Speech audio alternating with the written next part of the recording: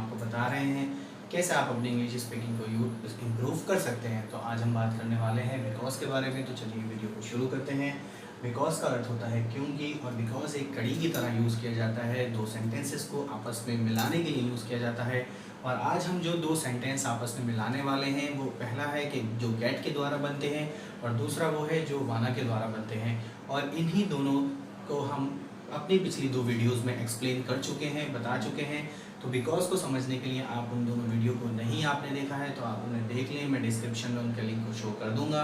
तो चलिए आगे समझते हैं सेंटेंस की मदद से कि किस तरह से हम बिकॉज को यूज़ कर सकते हैं, ये हमारे लिए किस तरह से हेल्पफुल हो सकता है।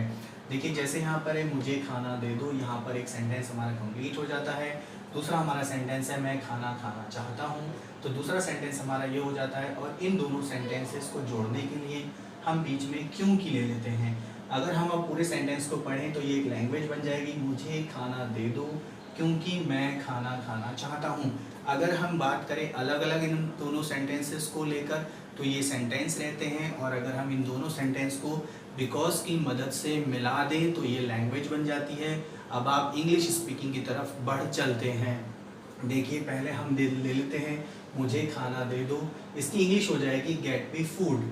मैं खाना खाना चाहता हूँ, आई वाना ईट द फूड। और क्योंकि के लिए हमने ले लिया है बिकॉज, जो कि एक कड़ी है, दोनों सेंटेंसेस को आपस में जोड़ रहा है। और एक बात और यहाँ पर ध्यान देने वाली है, वो ये है कि जो हम वर्ड गेट के साथ यूज़ करेंगे वाना में, हम जब सेंटेंस बनाएंगे तो उसके यूज़ को लेंगे, उसके इस्तेमाल को लेंगे।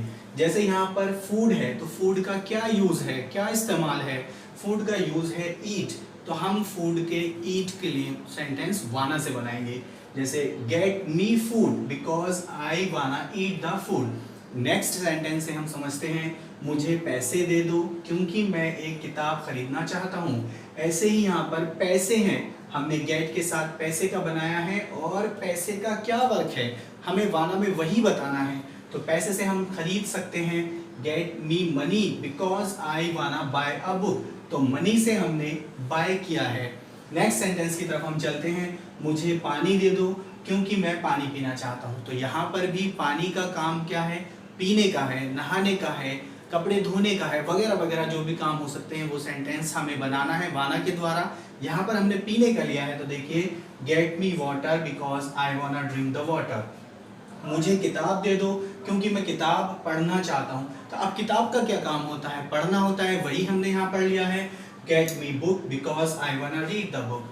मुझे पेन दे दो, पेन का क्या काम होता है, पेन का काम होता है लिखना, वही हमें लेना है। मैं एक पत्र लिखना चाहता हूँ, get me pain because I वाना राइट अ लेटर। इस तरह से आप बिकॉज को यूज़ कर सकते हैं, अपनी इंग्लिश को इम्प्रूव कर सकते हैं और दो सेंटेंसेस को मिलाकर लैंग्वेज बना सकते हैं। अब आप इजी वे में अपनी इंग्लिश को इम्प्रूव कर सकते हैं। Thank you for